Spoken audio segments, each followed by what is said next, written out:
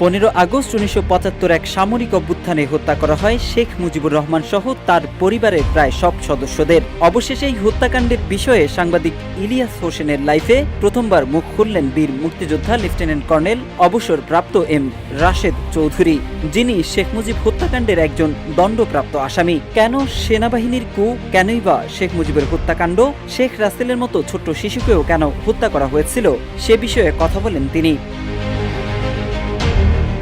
সাংবাদিক ইলিয়াস হোসেন লাইফে শেখ রাসেলকে কেন হত্যা করা হলো জানতে চাইলে রাশেদ চৌধুরী বলেন, সবাই দোতলার একটা রুমে বদ্ধ ছিল।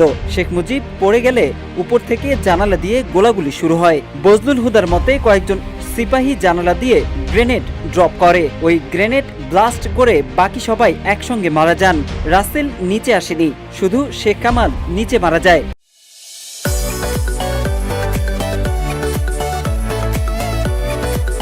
মুজিবের মৃত্যুর পর ফরেনসিক করলে হয়তো দেখা যেত তারা কিভাবে মারা গেছে, গুলিতে না গ্রেনেড বিস্ফোরণে, এমন মন্তব্য করেন রাশেদ চৌধুরী। তবে বলা হয়ে থাকে 15 আগস্ট শেখ মুজিবের নির্দেশে রাসেলকে নিয়ে পালানোর সময় ব্যক্তিগত কর্মচারী সহ রাসেলকে অভ্যুত্থানকারীরা আটক করে। আতঙ্কিত হয়ে শিশু রাসেল কান্নাজড়িত কণ্ঠে বলেছিলেন, আমি মায়ের কাছে যাব। পরবর্তীতে মায়ের লাশ দেখার পর অশ্রুসিক্ত কণ্ঠে মিনতি করেছিলেন, আমাকে হাসু আপা অর্থাৎ শেখ হাসিনার কাছে পাঠিয়ে দাও। পরে এক ঘাতক এসে রাসেলকে ভিতরে নিয়ে গেল এবং তারপর ব্রাশ ফায়ার। বীর মুক্তিযোদ্ধা রাশেদ চৌধুরী বলেন, এই বর্ণনাকে কাহিনী বানানো হয়েছে নাটকীয় মোড় দেওয়ার জন্য।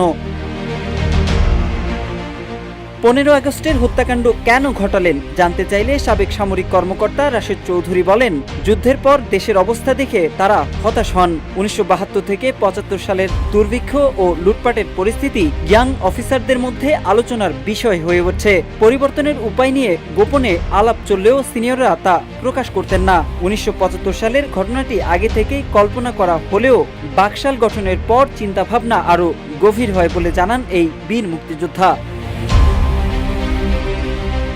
রাশেদ চৌধুরী মুজিবের মৃত্যুর জন্য দুঃখ প্রকাশ করে বলেন, মুজিবের মৃত্যু এবং রাজনৈতিকভাবে নির্দোষদের মৃত্যু দুঃখজনক, তবে এমন কুতে কিছু লোকের মৃত্যু অনাকাঙ্ক্ষিত নয়।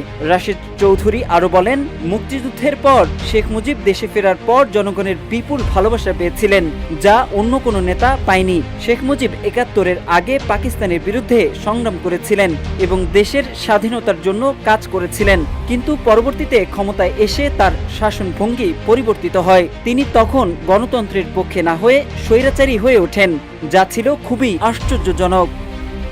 Mohammad Saiful Islam, news desk, Ittefaq.